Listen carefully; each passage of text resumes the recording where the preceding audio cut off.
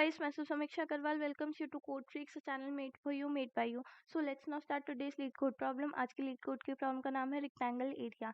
Medium level की problem है और ट्रस्ट में गाइस बहुत ही ज़्यादा सिंपल प्रॉब्लम है, घबराने वाली कोई बात नहीं है. तो सबसे पहले अपन देख लेते हैं कि इस क्वेश्चन में अपने को गिवन क्या क्या है और ये क्वेश्चन अपने को क्या कहना चाह रहा है. तो इस क्वेश्चन में ना अपने को एक कोऑर्डिनेट एक्सिस गिवन है जिसके ऊपर दो रेक्टेंगल्स प्लॉटेड है. अब अपने को दोनों रेक्टेंगल्स कैसे प्लॉटेड गिवन है, अपने को दोनों रेक्टेंगल्स का बॉटम लेफ्ट और टॉप राइट कॉर्नर का कोऑर्डिनेट गिवन है. अब लेट सपोज अगर ये रेक्टेंगल ए है तो इस रेक्टेंगल का बॉटम लेफ्ट कॉर्नर का कोऑर्डिनेट हो जाएगा ax1 ay1 और टॉप राइट कॉर्नर का कोऑर्डिनेट हो जाएगा ax2 ay2. सिमिलरली अगर अपन इस रेक्टेंगल को रेक्टेंगल बी माने तो इसका जो बॉटम लेफ्ट कॉर्नर का कोऑर्डिनेट हो जाएगा वो हो जाएगा bx1 by1 और दूसरा जो टॉप राइट कॉर्नर है उसका कोऑर्डिनेट हो जाएगा bx2 by2. ठीक है, तो अब अपने को पता चल गया कि ये दोनों जो रेक्टेंगल्स है वो कैसे प्लॉटेड गिवन है अपने को. तो अब अपने को करना क्या है, अपने को ये जो एरिया, ये रेक्टेंगल्स जो एरिया कवर कर रहे हैं ना अपने कोऑर्डिनेट एक्सिस का, अपने को वो कैलकुलेट करना है, उस एरिया को रिटर्न कर देना है कि कितना एरिया अपने कोऑर्डिनेट एक्सिस का इन दोनों रेक्टेंगल्स ने कवर कर रखा है. तो आई होप आपको क्वेश्चन अच्छे से समझ में आ गया होगा. अगर आपको क्वेश्चन अच्छे से समझ में आ गया है तो अब अपन देख लेते हैं कि अपन इसको सॉल्व कैसे करेंगे. तो इसको सॉल्व करने के लिए क्या करेंगे, सिंपल है कि अपन पहले ये वाला जो रेक्टेंगल है वो कितना एरिया कवर कर रहा है वो कैलकुलेट करेंगे. फिर ये वाला जो रेक्टेंगल है वो कितना एरिया कवर कर रहा है ये कैलकुलेट करेंगे. ठीक है, तो ये दोनों तो हो गया, लेकिन ये वाला जो एरिया है ये इस वाले रेक्टेंगल में भी आ रहा है और इस वाले रेक्टेंगल में भी आ रहा है. तो ये वाला जो एरिया है वो दो बार ऐड अप हो रहा है, तो अपन इस वाले एरिया को एक बार माइनस कर देंगे अपने सम में से और फिर अपना टोटल एरिया निकल जाएगा. तो फिर अपन उस टोटल एरिया को रिटर्न कर देंगे. तो अपने को करना क्या, अपने को रेक्टेंगल ए का एरिया कैलकुलेट करना है,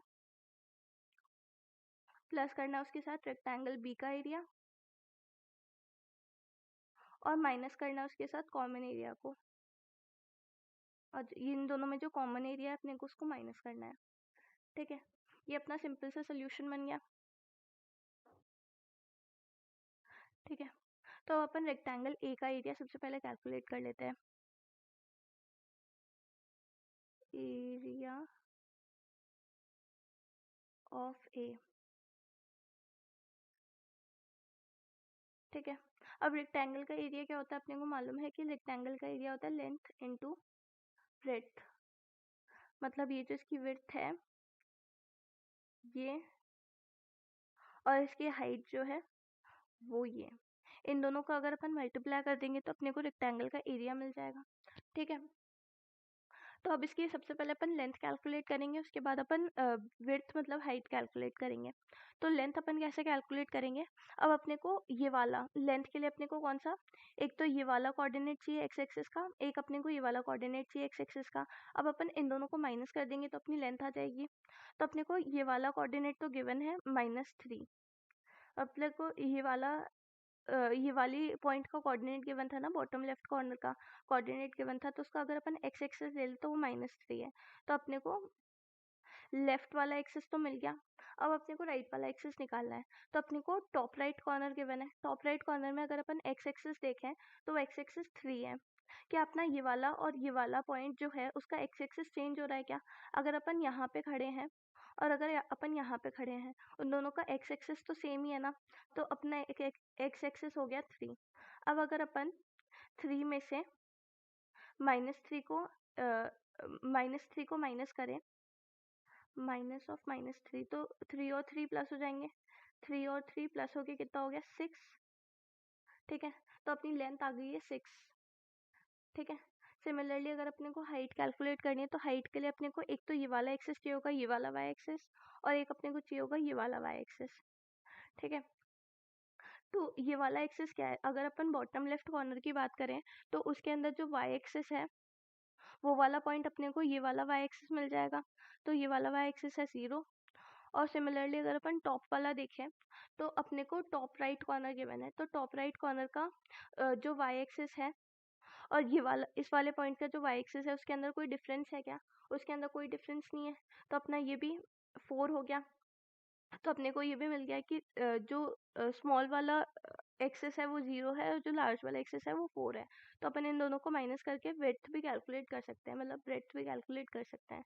तो 4 - 0 कितना होता है 4, तो अपना लेंथ इंटू ब्रेथ कितना हो जाएगा 6 इंटू 4, 6 इंटू 4 होता है 24। तो अपने को रेक्टेंगल ए का एरिया मिल गया है 24। ठीक है, रेक्टेंगल ए का एरिया मिल गया अपने को 24। पूरे को मिटा देते हैं और इधर लिख देते हैं 24। सिमिलरली अपन रेक्टेंगल बी का एरिया कैलकुलेट करेंगे। एरिया ऑफ बी,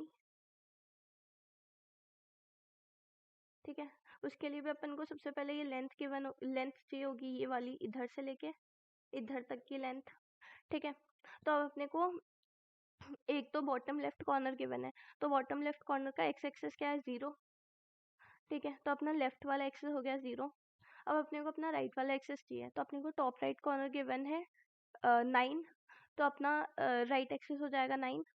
ठीक है, तो 9 माइनस 0 करेंगे, 9 माइनस 0 करेंगे तो आएगा 9।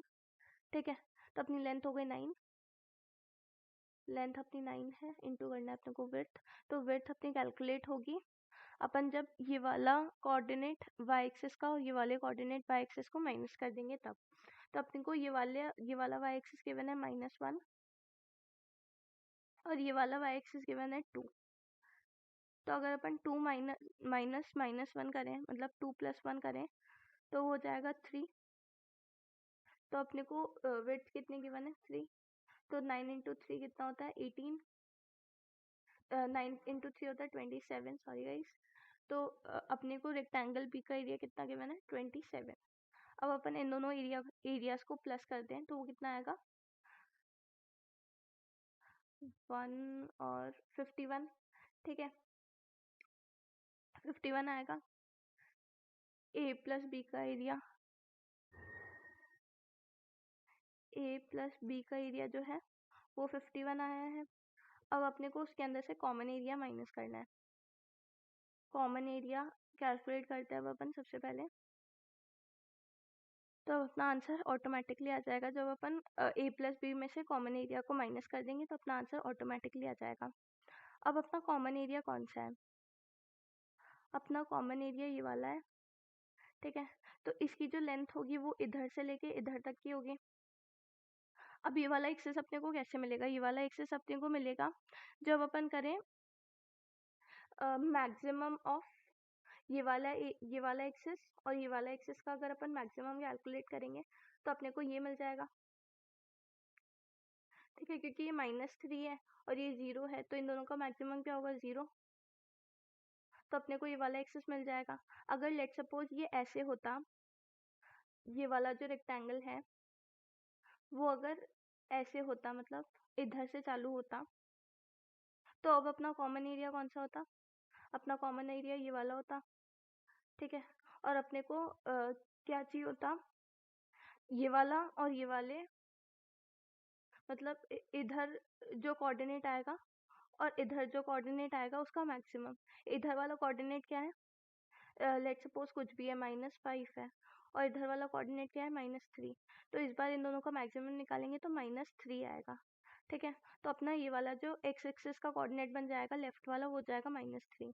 सिमिलरली अब भी ये वाली कंडीशन नहीं है, तो अभी अपना मैक्सिमम कितना आएगा, अपना मैक्सिमम ये वाला कैलकुलेट होगा और अपना मैक्सिमम कितना आएगा 0।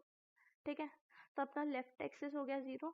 सिमिलरली अगर अपन अपना राइट एक्सिस निकालें तो अपना राइट एक्सिस क्या होगा, अपना राइट एक्सिस होगा इस वाले का और इस वाले का मिनिमम। ठीक है, ये वाला क्या है, ये है AY2, नहीं AX2, AX2 और BX2 का मिनिमम। ठीक है, इन दोनों का मिनिमम निकालेंगे अपन, तो इन दोनों का मिनिमम क्या है, इन दोनों का मिनिमम है 3। ठीक है, तो अपने को मिल गया अपनी लेंथ, अपने को अपनी लेंथ मिल गई है 3 माइनस 0, 3 माइनस 0 कितना होता है 3। ठीक है, तो अपने को लेंथ 3 मिल गई, अब अपने को ब्रेड्थ कैलकुलेट करनी है, ब्रेड्थ कैलकुलेट करनी है, तो ब्रेड्थ क्या होगी, ये वाली जो लेंथ है वो ब्रेड्थ होगी। ठीक है, तो इसके अंदर भी सिमिलरली अपना क्या होगा कि अपन इस वाले का और इस वाले का इस वाले का और इस वाले का मैक्सिमम कैलकुलेट करेंगे। इस वाले का और इस वाले का मैक्सिमम कितना हो गया 0, तो अपनी बॉटम रेट हो गई 0। सिमिलरली अगर अपने को टॉप रेट कैलकुलेट करनी है तो वो हो जाएगा इस वाले का और इस वाले का मिनिमम, इस वाले का और इस वाले का मिनिमम कितना है 2। ठीक है, तो अपने को इधर मिल गया 2। तो अगर अपन 2 माइनस 0 करें तो अपना आएगा 2। तो अपने कॉमन एरिया का अपना कॉमन एरिया कितना हो गया 6। तो अपन अगर 51 में से 6 माइनस करें तो वो आएगा 45। अपना आंसर हो गया है 45 और इसी को अपन रिटर्न कर देंगे और अपना क्वेश्चन हो जाएगा सॉल्व। तो अब अपन एक बार इसके कोड पे चलते हैं। इसके कोड में क्या है, अपन सबसे पहले ए वाले रेक्टेंगल का एरिया कैलकुलेट कर रहे हैं। ए वाले रेक्टेंगल का एरिया कैलकुलेट किया, बी वाले एरिया का रेक्टेंगल कैलकुलेट किया, इन दोनों को प्लस किया और माइनस किया अपन ने कॉमन एरिया के साथ में। कॉमन एरिया के साथ में का फॉर्मूला क्या हो जाएगा, सबसे पहले अपन क्या करेंगे, ax2 और bx2 का मिनिमम कैलकुलेट कर रहे हैं। मतलब अपन ये वाला जो कोऑर्डिनेट है वो कैलकुलेट कर रहे हैं। तो ये वाला कोऑर्डिनेट क्या हो जाएगा, ax2 और bx2 का का मिनिमम। तो अपना ये वाला कोऑर्डिनेट कैलकुलेट हो जाएगा। फिर अपन ये वाला कोऑर्डिनेट कैलकुलेट करेंगे। तो ये वाला कोऑर्डिनेट क्या हो जाएगा, इस वाले का मतलब ax1 और bx1 का मैक्सिमम। तो ये अपने को लेंथ मिल जाएगी, लेंथ अपने को मिल गई। अपन इनटू करेंगे इसके अंदर ब्रेड्थ को, तो ब्रेड्थ अपनी हो जाएगी। सबसे पहले अपन कैलकुलेट करेंगे ये वाला। तो इसके लिए अपना क्या हो जाएगा, अपने को मिनिमम करना पड़ेगा ay2 और by2 का। तो ay2 और by2 का मिनिमम हो जाएगा अपना ये वाला टॉप वाला कोऑर्डिनेट और बॉटम वाला कोऑर्डिनेट हो जाएगा ay1 और by1 का मिनिमम। ये अपने को ब्रेड्थ में मिल गई है, लेंथ में मिल गई है। तो अपन इन दोनों को इंटू कर देंगे और अपना आंसर आ जाएगा। अब आप सोच रहे होंगे कि जो मैक्सिमम किया है अपन ने 0 के साथ में, ये क्यों किया है अपन ने, इसलिए किया है कि अगर अपनी लेंथ या ब्रेड्थ में से कुछ भी 0 से भी कम आ गया, 0 से भी कम किस केस में आएगा, 0 से भी कम इस केस में आएगा कि अपने जो ये दोनों रेक्टेंगल्स हैं ये दोनों कभी इंटरसेक्ट कर ही नहीं रहे। अगर अपने रेक्टेंगल्स ऐसे हुए जो कभी इंटरसेक्ट कर ही नहीं रहे, तो अगर अपन ay1 मतलब इसका और इसका मिनिमम लेंगे, इस वाले का और इस वाले का मिनिमम लेंगे, तो ऑब्वियसली -1 या -2 आएगा। मतलब ये 0 से भी छोटा आएगा। 0 से भी छोटा इसलिए आ रहा है क्योंकि ये दोनों कभी इंटरसेक्ट कर ही नहीं रहे हैं, तो इन दोनों के बीच का जो कॉमन एरिया है वो कभी भी आएगा ही नहीं। तो वो 0 से कम आया, 0 से कम आया मतलब अपना इंटरसेक्ट कर ही नहीं रहा है। इंटरसेक्ट कर नहीं रहा है तो अपन कोई भी कॉमन एरिया है नहीं, तो कॉमन एरिया को अपन माइनस नहीं करेंगे, इसलिए अपन ने दोनों को ही 0 ले लिया। अब 0 इंटू 0 हो जाएगा 0 ऑब्वियसली। तो अगर अपना 0 हो चुका है तो फिर अगर अपन 0 को माइनस करेंगे अपन अपने इन दोनों एरिया में से, तो भी 0 ही माइनस होगा। तो अपना आंसर आ जाएगा इन दोनों रेक्टेंगल्स का एरिया जो कभी इंटरसेक्ट कर ही नहीं रहा है, और वो ये एक्चुअल आंसर होगा। तो अपन रिटर्न कर देंगे। तो यही अपनी सिंपल सी प्रॉब्लम है। एक बार अपन इसको सबमिट करके देखते हैं ये क्या, ये सबमिट हो रहा है।